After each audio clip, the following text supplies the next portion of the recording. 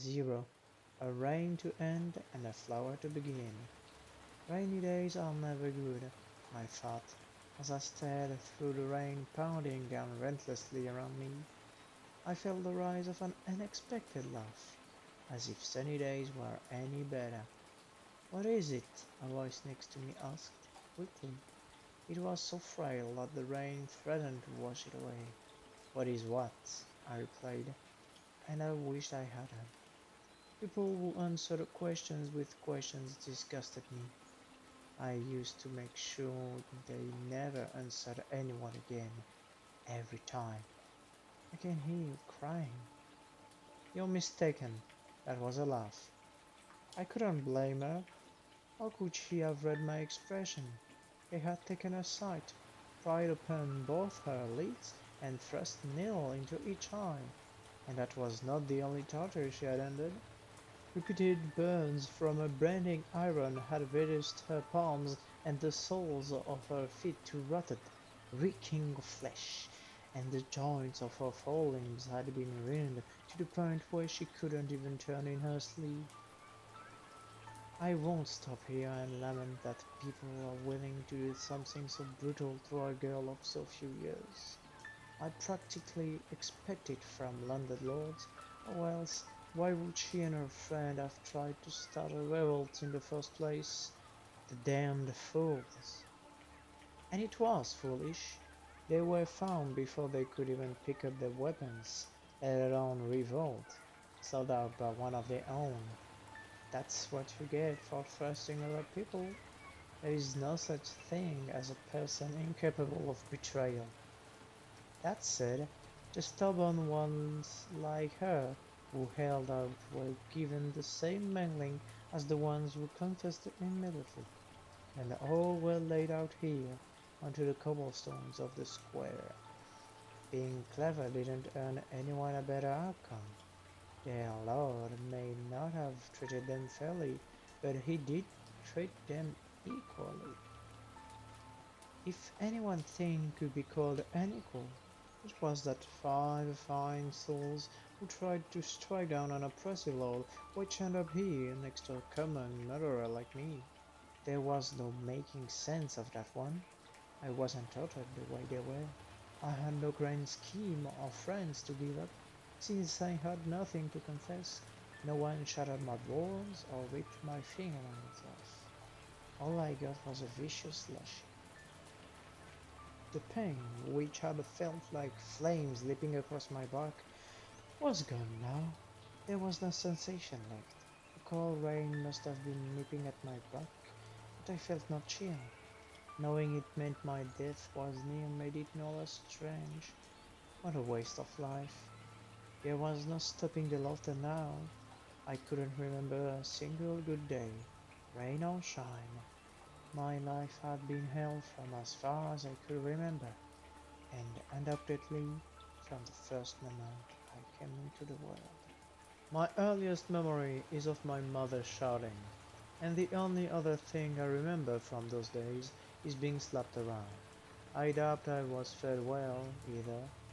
After all, I learned to swipe a meal before I even learned to speak. If she'd been feeding me properly, I wouldn't have been forced to steal. My mother shouldn't be singled out as a bad person. Only a handful of kids were lucky enough to have warm food and a bed. Unless you were born into some fancy, noble household, you could kiss any hope of a life like that goodbye. You wondered why the hell you were born, grew up knowing you were a thorn in the world's side, turned into a shitty adult, and then unwittingly wound up with a burn in the oven. That was it for most women.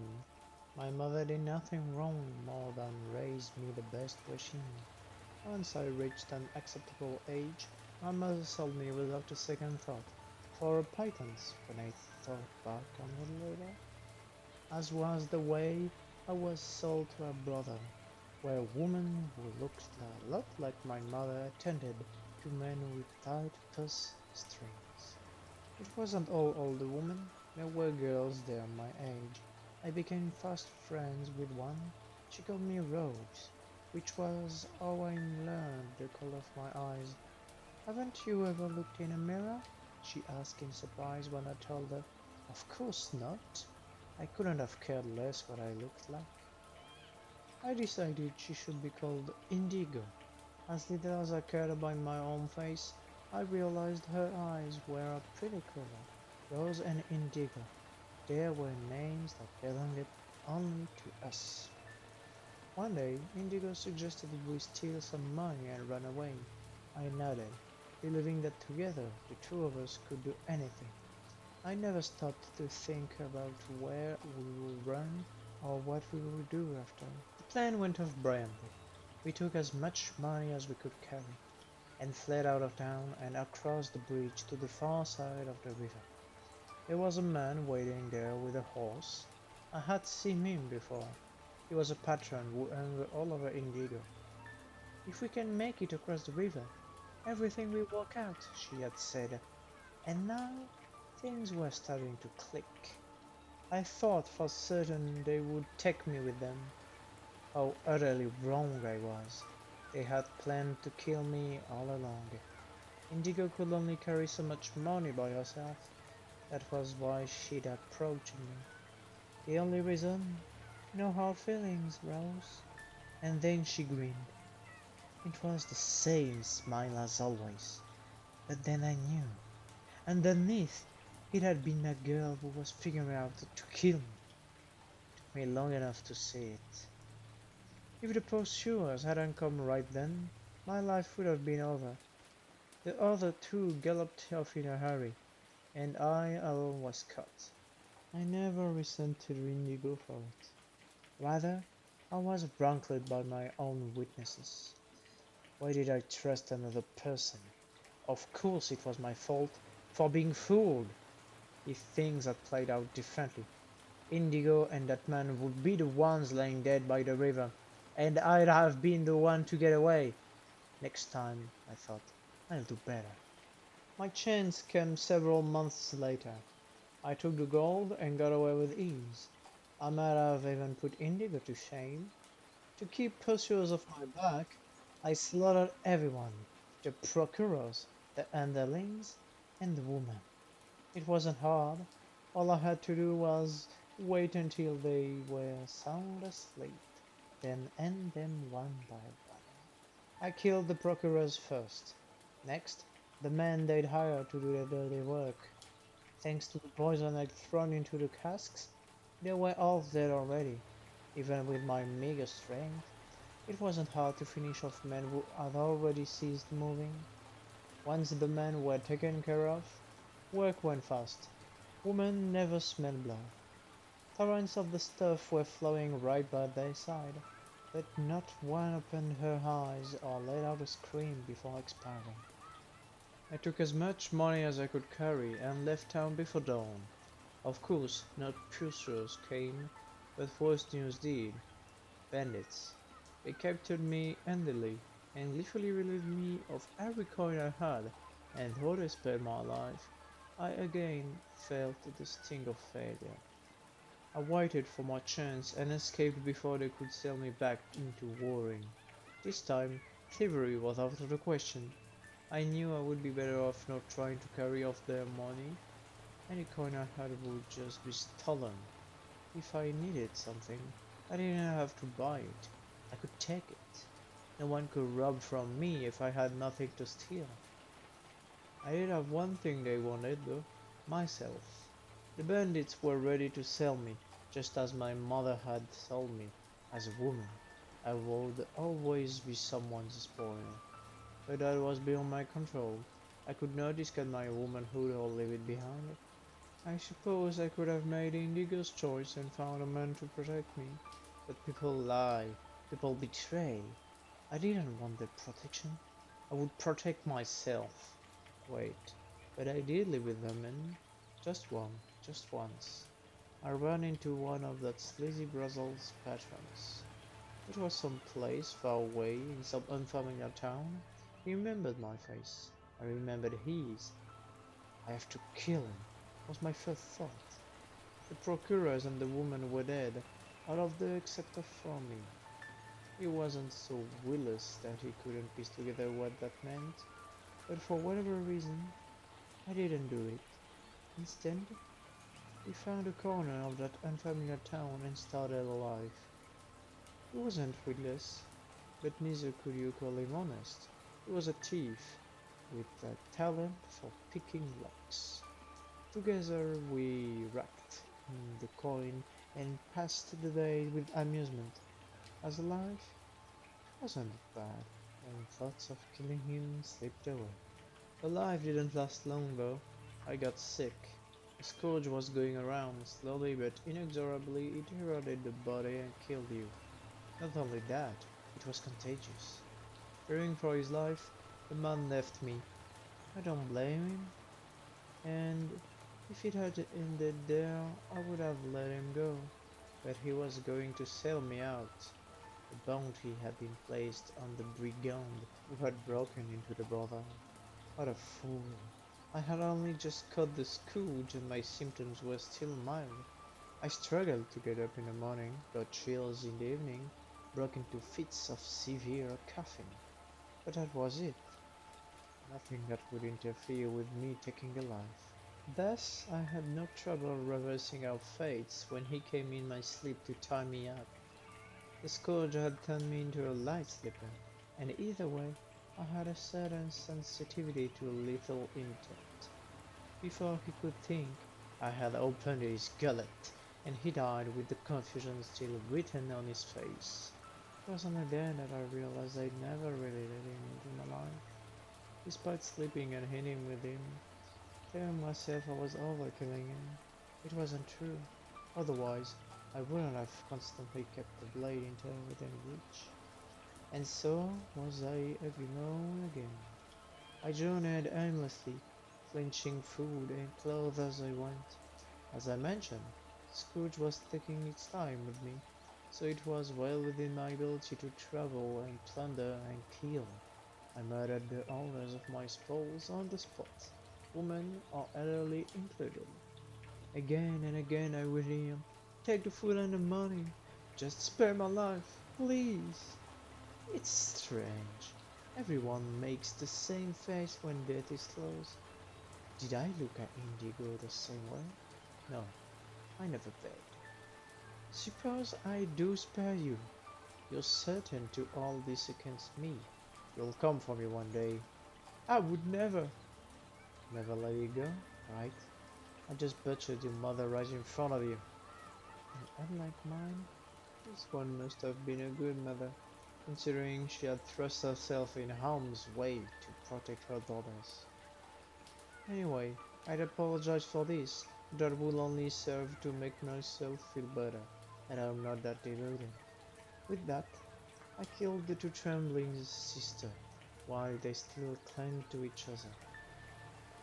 No doubt they did me in those last moments, but they would never come after me with a knife. There were some who didn't beg. One was a girl, a few years my junior. Rage flared in her eyes as she lay into me.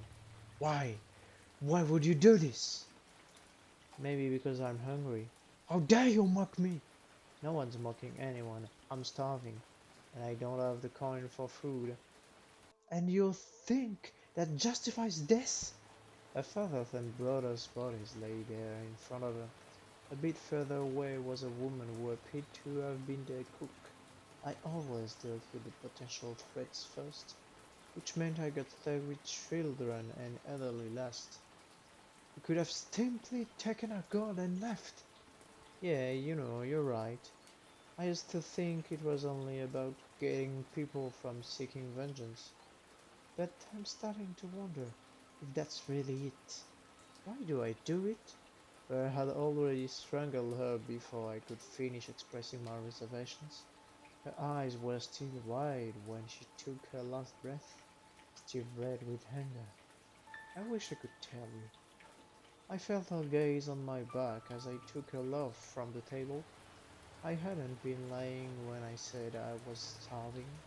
The whole reason I had picked this house was because the family looked rich, and since it was supper time, food would be waiting to fill in my belly. I had a good reason, but again I wondered aloud, why? I took food from the plates with my bare hands, and washed it down with a swing from the decanter. My compliments to the chief. Why do I do it? Shouldn't I know after this many? I posed the question to the girl's limp body on the floor. I hadn't been keeping count. I didn't think it mattered.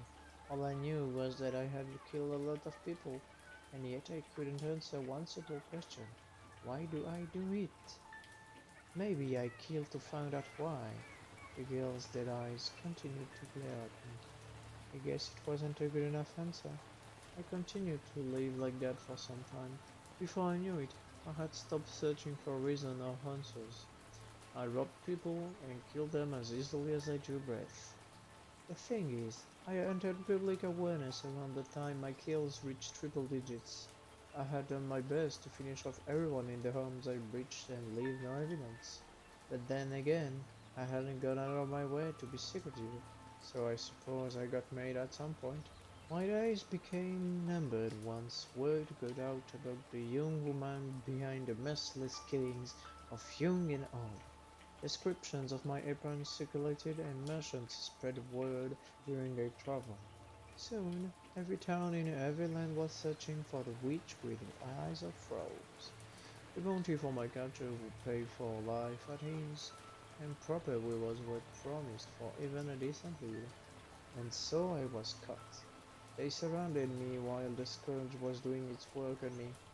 By then the symptoms had started taking their toll, and I was unable to resist, let alone escape.